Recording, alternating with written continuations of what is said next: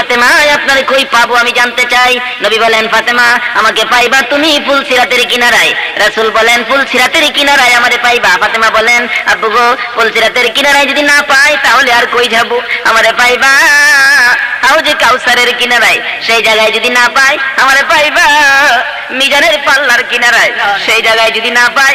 রে ফাতেমা দুজকের দরজাগুলি ঘুরে ঘুরে গেছে, নবী পাগলের মতো দুজকের দরজায় যাই আমি পাহারা দিব। আমার গুনাহগার উম্মত নি জাহান্নামে।